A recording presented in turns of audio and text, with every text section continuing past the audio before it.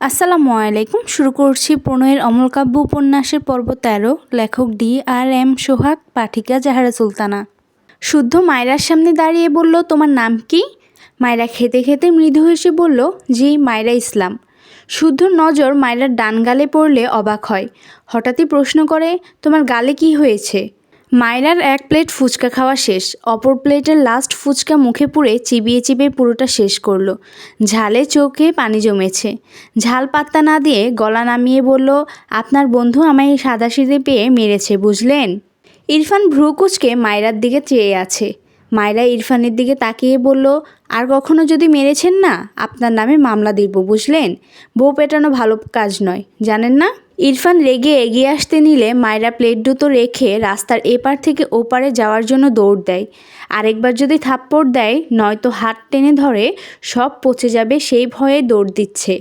রাস্তার ওপারে গাড়িতে গিয়ে ইনায়ার পাশে বসবে। রাস্তা দিয়ে মাঝে মাঝে বড় বড় গাড়ি চলাচল করছে। মেয়েটা না দেখেই এভাবে দৌড় দিয়েছে। একটা বড় ট্রাক মায়রার দিকে ধেয়ে আসছে। শুদ্ধ চোখ বড় বড় করে তাকায়। ইরফান ওহ শিট বলে একটা দৌড় দেয়। ট্রাকটা মায়রার সাথে লাগবে ভাব মায়রা নিজেও চোখ বড় বড় করে তাকায়। তার আগেই ইরফান মায়রার হাত ধরে জোরে এক টান দেয়। মায়রা টাল সামলাতে না পেরে ইরফানের বুকে এসে হুমড়ি খেয়ে পড়ে। ট্রাকটি একদম তাদের পাশ ঘেঁষে চলে যায়। মায়রা ভয়ে কাঁপছে। একটুর জন্য সে বেঁচে গিয়েছে। জীবনে কখনো এত ভয়াবহ অভিজ্ঞতা হয়নি। ইরফান মায়রাকে ঝাটকা মেরে সরিয়ে সেইখানেই কষিয়ে ডান গালে একটা থাপ্পড় মেরে দেয়। মায়রা কয়েক পা পিছিয়ে যায়। কাটা ঘায়ে নুনের ছিটা দিলে যেমন হয়, তেমনি মায়রার গালে অসহ্য যন্ত্রণা হলো। একটু আগের ঘটনায় ভয়ে এমনিতেই মেয়েটা কাঁপছে, সাথে গালের অসহনীয় ব্যথায় চোখ থেকে টুপটুপ করে পানি গড়িয়ে পড়ল। ইনায়া মায়রার দিকে ট্রাক আসতে দেখে গাড়ি থেকে নেমেছিল। মায়রাকে অক্ষত দেখে স্বস্তির নিঃশ্বাস নেয়। তবে তার ভাইয়ের থাপ্পড় মারা দেখে সে নিজেই কথা বলার ভাষা হারায়। দ্রুত পায়ে এসে মায়রার পাশে দাঁড়ায়। শুদ্ধ ইরফানের পাশে এসে দাঁড়ায়। কী বলবে বুঝতে পারছে না। ইরফান এখনও জ্বলন্ত চোখে মায়রার দিকে চেয়ে আছে। মায়রা ভেজা চোখে মাথা তুলে তাকায়। কাঁদতে কাঁদতে বলে, অসভ্য লোক, এই আপনার হাত ব্যথা করে না? আমার গালটা সরকারি পেয়েছেন, শুধু মারছেন তো মারছেনই।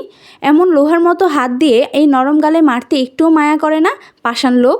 ইরফান আবারও তেড়ে যেতে নিলে মায়রা ভয়ে নিজেকে গুটিয়ে নেয়। শুদ্ধ ইরফানকে টেনে ধরে ইনিয়ার দিকে তাকিয়ে বলে, গাড়িতে গিয়ে বস। ইনিয়া মায়রাকে নিয়ে ওপারে গিয়ে গাড়িতে উঠে বসে।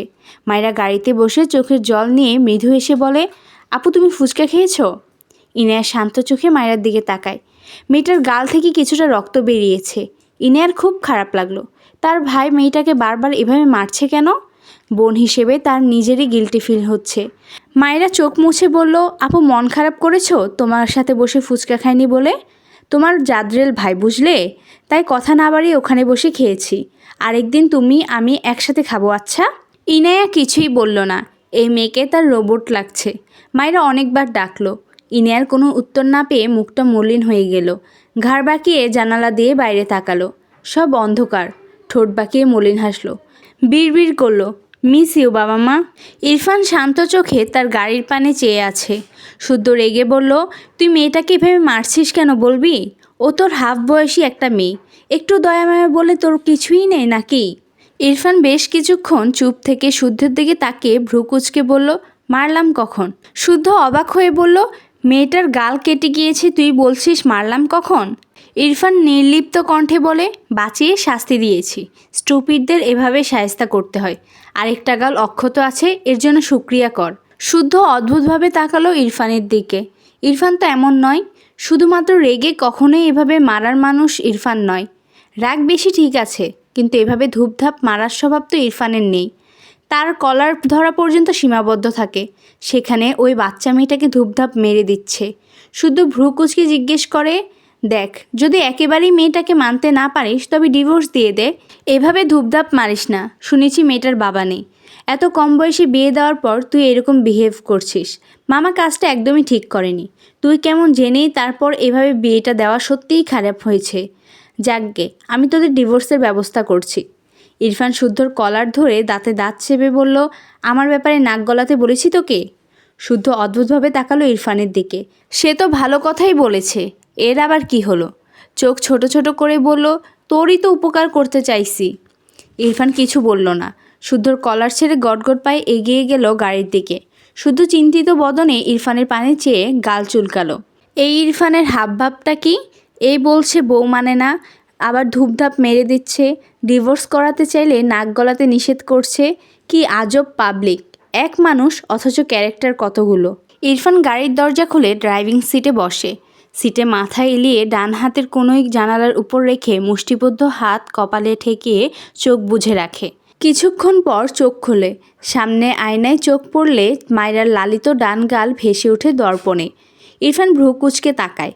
মায়রা ইনায়ার কাঁধের উপর মাথা ঠেকিয়ে চোখ বুজে আছে। ইনায়া বাম পাশে বসায় মায়রা তার মাথার বাম পাশ ইনায়ার ডান কাঁধে ঠেকিয়ে রেখেছে, যার ফলে গাড়ির হলদেটে আলোয় মায়রার লালিত ফোলা ডান গাল স্পষ্ট দৃশ্যমান হয়ে আছে। কিছুটা রক্তে ছিঁড়ে ফোটা ফোলা গাল জুড়ে। ইরফান কিছুক্ষণ আয়নায় ফুটে ওঠা মলিন মুখে মায়রার পানে চেয়ে থাকলো। এরপর চোখ সরিয়ে নেয়। ডান হাতে গাড়ির স্টিয়ারিংয়ে একটা থাপ্পড় মারে। মায়রা ঘুমের মাঝে কেঁপে ওঠে, তবে চোখ মেলে তাকায় না। ঘুমিয়েছে বোধহয়। সেই সময় শুদ্ধ গাড়িতে ইরফানের পাশে উঠে বসে। ভ্রু কুঁচকে বলে, আবার কি হলো তোর? ইনায়া আর চোখে তার ভাইয়ের দিকে তাকায়। ইরফান সামনে তাকিয়ে গাড়ি স্টার্ট দেয়। পিছন দিকে নিয়ে হঠাৎ করেই স্পিড বাড়ালে মায়রা ঝাঁকি দিয়ে ওঠে। একটু চোখ লেগেছিল। এত জোরে ধাক্কা পেয়ে পিটপিট করে চোখ মেলে তাকায়। ইরফান গাড়ির স্পিড বাড়ায়। মায়রা চোখ বড় বড় করে তাকিয়ে বলে, এত জোরে চলছে কেন গাড়ি? আপনি আমায় মারার জন্য এমন করছেন, খারাপ লোক? শুদ্ধ পিছন ফিরে ইশারায় বলে, মেরি মা চুপ চুপ। মায়রা তো শুদ্ধর দিকে তাকালোই না। রেগে মেগে বলে, আস্তে চালান বলছি, একটু ঘুমিয়েও শান্তি দেয় না। ইনায়ার দিকে তাকিয়ে বলে, আসলেই ভালোর ছিটেফুটা নেই তোমার ভাইয়ের মাঝে। ইরফান রেগে গাড়ির স্পিড আরও বাড়ায়। মায়রা কটমট দৃষ্টিতে ইরফানের মাথার পিছনের দিকে তাকিয়ে থাকে। দুহাত আড়াআড়িভাবে গুজে বিড়বিড় করে, অসহ্য লোক একটা। ইনায়া আর শুদ্ধ অসহায় চোখে একবার মায়রার দিকে তাকায়, আরেকবার ইরফানের দিকে। তাদের মন বলছে, এরা এমন কেন? মায়রার মাথায় কিছু একটা আসে। ইনায়ার কাছে গিয়ে ফিসফিস করে বলে, আচ্ছা আপু, বাবা যদি আমাদের বাইরে আসার কথা জানতে পারে তাহলে কি করবে? ইনায়া মায়রার দিকে তাকিয়ে বলে, অনেক বকবে। মায়রা ভীত কণ্ঠে বলে, বাবা তো আমাকে নিজের মেয়ে বলেছিল। এখন একটা ভুল করে ফেলেছি। তাহলে যদি বাবা আমায় এই ভুলের জন্য আর নিজের মেয়ে না ভাবে? কথাগুলো বলে মনমরা হয়ে যায়। কিছুক্ষণের মাঝেই ইরফান গাড়ি থামিয়ে গাড়ি থেকে নেমে দাঁড়ায়। মায়রা দ্রুত গাড়ি থেকে নেমে ইরফানের পেছনে দাঁড়িয়ে বলে, বাবাকে একদম বলবেন না আমি আর আপু বাইরে গিয়েছিলাম। ইরফান ভ্রু কুঁচকে পেছনে ফিরে তাকায়। মায়রা ইরফানের দিকে চেয়ে বলে, কথা বলছেন না কেন? একদম বলবেন না বাবাকে। ইরফান নীরব চোখে মায়রার দিকে চেয়ে আছে। মায়রা বিরক্ত হয়ে দু পা এগিয়ে এসে বলে, আবার মারার প্ল্যান করছেন? আমি একদম মার খেতে ভয় পাই না। আপনি বাবাকে বলবেন না আমি বাইরে গিয়েছি। আমি না বলে গিয়ে অপরাধ করেছি, আপনি গাল ফেটে দিয়েছেন, শোধবোধ। ইরফান চোখ বুজে দীর্ঘশ্বাস ফেলে। এই গর্দভ জানেই না সে কেন মার খেয়েছে। মায়রা কোমরে হাত দিয়ে বলে, বাবাকে বলে দেওয়ার প্ল্যান করছেন তাই না? আপনি আসলেই একটা। বলার আগে ইরফান শক্ত হাতে মায়রার গাল চেপে ধরে। মায়রা ব্যথা পায়। ইরফান সেকেন্ড কয়েক এর মাঝে মায়রার গাল ছেড়ে বারবার শ্বাস নেয়। এর সাথে থাকলে এর গায়ে মারের দাগ ছাড়া কিছুই পাওয়া যাবে না। পেছন থেকে তারিক নওয়াজ বলে ওঠে, কি হয়েছে? কে কথা বলে ইরফান?